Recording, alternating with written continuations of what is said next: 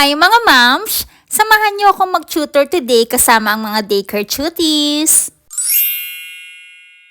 Paano nga ba ako tumagal ng 7 years as a tutor? Noong una, maraming nag-doubt, hindi naman daw talaga ako teacher, bakit daw nila ipapatutor ang anak nila sa akin. Pero sa kabila ng mga sinasabi nila, nagpatuloy pa rin ako sa pagtiyaga sa pagtuturo sa mga bata. Dumami ang parents referral kahit mga teacher ako ang nire-refer nila sa mga parents ng kids para i-guide ang kids sa pag-aaral nila. Kaya heto pa rin ako ngayon, patuloy na nag-guide sa studies ng kids lalo na sa mga nangangailangan ng tulong ko. Actually, sobrang thankful ako kay Lord sa job opportunity na to. Bukod na nasa bahay lang ako, may time din ako sa anak ko para asikasuhin. Wala akong nararamdaman na toxic, walang deadline, walang quota, at higit sa lahat hindi ko na kailangan bumiyahe para makarating sa workplace ko. Ay siya, mag-start na ako mag-tutor. My toes, my knees, my shoulders, my head, my toes, my knees, my shoulders, my head, my toes, my knees, my shoulders, my head. Sa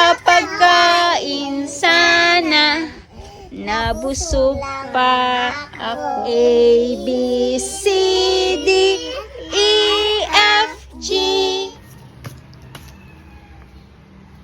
Ito po. Very good, may star. Huwag mamimili ng star ha. Ano po, hindi ko po aya. Hindi mo aya? Anong hindi aya? Okay, open natin. Ate. Okay. Sino pa? Papa ko po. Open natin. Eh. Ang cute! Kaya siguro hindi ko maramdaman na nag-iisang anak ko dahil sa kanila. Thank you for watching. Bye!